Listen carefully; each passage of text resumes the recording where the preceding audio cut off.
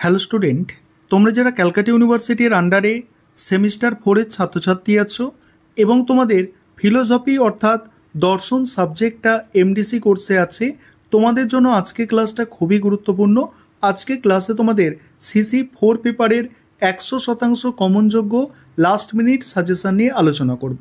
তোমরা অনেকেই বলেছিলে যে আমাদের দর্শন সাবজেক্টের সাজেশানটা নিয়ে আসুন। দেখে নাও, আজকে তোমাদের সিসি 4-এর সাজেশান দিয়ে দিচ্ছি এবং এরপরে তোমাদের আমি সিসি 5টাও আলোচনা করব। দেখো, এখানে 10 নম্বর এবং 15 নম্বরের জন্য যে প্রশ্নগুলো তোমাদের তৈরি করতে হবে দেখে নাও। মোস্ট ইম্পর্টেন্ট প্রশ্নগুলোই প্রথমে রাখা হয়েছে। দেখো, সমাজ দর্শনের প্রকৃতি বা স্বরূপ আলোচনা করো। নেক্সট আছে দেখো, রাষ্ট্র দর্শনের প্রকৃতি বা স্বরূপ আলোচনা করো। নেক্সট আছে সমাজের উপাদানগুলি কি কি, এর মধ্যে দুটি উপাদানের শিক্ষাগত প্রভাব লেখো। 5 দাগের প্রশ্ন আছে সম্প্রদায় কি, সম্প্রদায়ের ভিত্তি কি, সংঘ ও সম্প্রদায়ের মধ্যে পার্থক্য লেখো। পরের প্রশ্ন আছে সমাজ কি, সমাজ ও সমাজ, সম্প্রদায়, সমিতি এর মধ্যে সম্পর্ক পার্থক্য লেখো। পরের প্রশ্ন যৌথ পরিবার বলতে কি বোঝো, বৈশিষ্ট্য, ভাঙনের কারণ ও প্রক্রিয়া আলোচনা করো। নেক্সট আছে সামাজিক শ্রেণী কি, নেক্সট আছে শ্রেণী ও বর্ণের মধ্যে পার্থক্য। পরের প্রশ্ন শ্রেণী চেতনার স্বরূপ উল্লেখ করো। নেক্সট সামাজিক শ্রেণী সম্পর্কে মার্ক্সের মত আলোচনা করো। মোস্ট ইম্পর্টেন্ট প্রশ্ন। পরের প্রশ্ন জাত ব্যবস্থা কি, তারপরে আছে কি, তারপরে আছে ভারতীয় জাত ব্যবস্থার বৈশিষ্ট্যগুলি আলোচনা করো। পরের প্রশ্ন দেখো, পরের প্রশ্ন হচ্ছে বর্ণ প্রথা বা বর্ণাশ্রম ধর্ম কি, ইহা কি সামাজিক সচলতার প্রতিবন্ধক। নেক্সট আছে দেখো ধর্ম নিরপেক্ষতা বলতে কি বোঝো, সাম্প্রতিক কালে ভারতীয় রাজনীতিতে ধর্ম নিরপেক্ষতার সংকট সম্পর্কে আলোচনা করো। তারপরে দেখো বৈজ্ঞানিক সমাজতন্ত্রবাদ কি, এর বৈশিষ্ট্যগুলি উল্লেখ করো।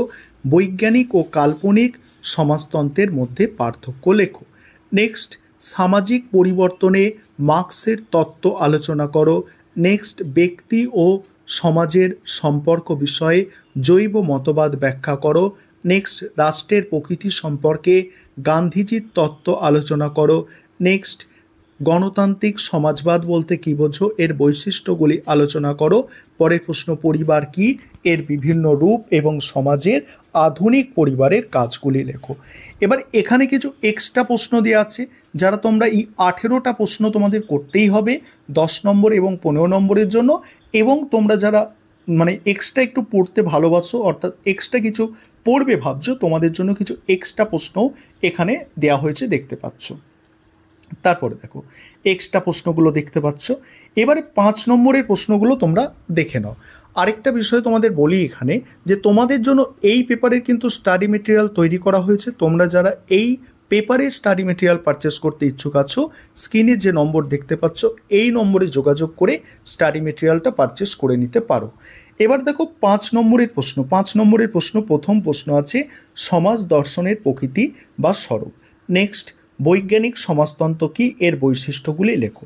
নেক্সট আছে বৈজ্ঞানিক ও কাল্পনিক সমাজতন্ত্রের মধ্যে পার্থক্য।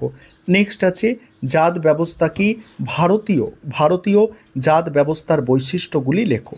নেক্সট আছে শ্রেণী ও বর্ণের মধ্যে পার্থক্য লেখো। নেক্সট গণতন্ত্র কি, গণতান্ত্রিক আদর্শ সম্পর্কে লেখো। পরের প্রশ্ন সামাজিক পরিবর্তন বলতে কি বোঝো, বৈশিষ্ট্য আলোচনা করো।